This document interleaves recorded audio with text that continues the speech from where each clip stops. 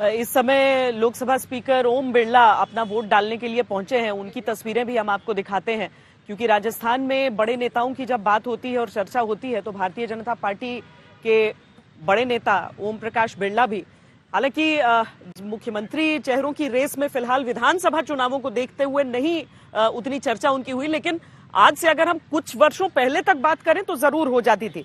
इस समय हमारे साथ स्टूडियो में जुड़ चुके हैं वरिष्ठ पत्रकार प्रकाश भंडारी जी, और हमारे बाकी संवाददाता भी हमारे साथ हैं, और साथ ही इंडिया टुडे के ही पत्रकार हमारे साथ रोहित परिहार जी भी इस समय जुड़ गए हैं।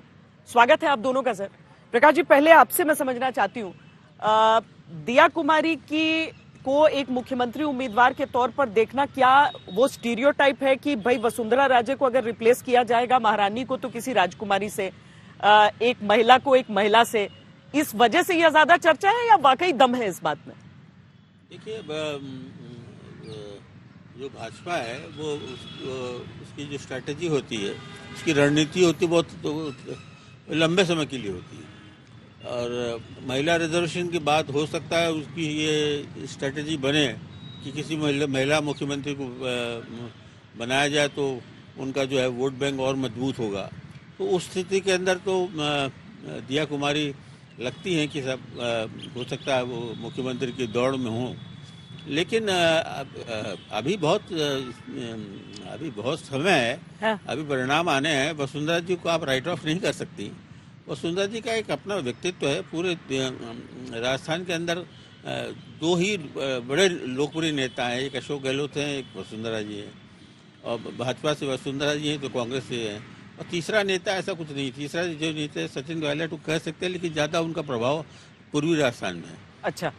तो राजस्थान की जो पूरे राज्य का नेतृत्व कर सकते हैं उसमें वसुंधरा जी हैं। तो हमारे संवाददाता भी हमारे साथ 4 अलग अलग जगहों से जुड़े हुए हैं और उनके पास भी हम एक एक करके चलते हैं। पीयूष मिश्रा लक्ष्मणगढ़ से हमारे साथ है, मौसमी सिंह टोंक से लगातार है, राहुल गौतम नाथद्वारा से है, अशोक सिंघल सरदारपुरा से जुड़े हैं हमारे साथ। पहले लक्ष्मणगढ़ चलते हैं, क्योंकि पीयूष वहां पर 10 साल बाद डोटासरा तो है जो, अच्छा उनसे अभी संपर्क हमारा टूट गया है।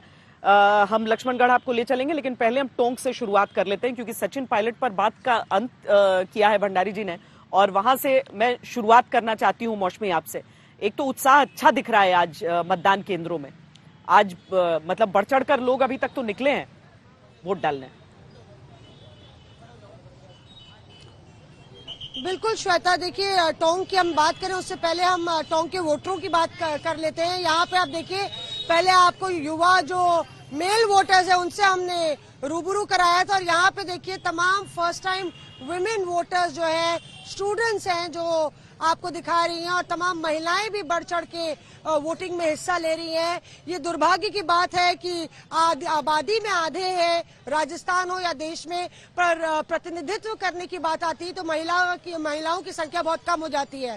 तो यहाँ पे महिला वोटर कुछ बयार को बदलते हुए, वोटरों की बयार को बदलते हुए कैसा महसूस हो रहा है आपको? पहली बार स्टूडेंट है आप, क्या उम्र है? 21 ईयर्स। आज पहली बार वोट दिया तो बहुत अच्छा लगा। आज तक सुना ही था, आज पहली बार दिया तो बहुत अच्छा लगा।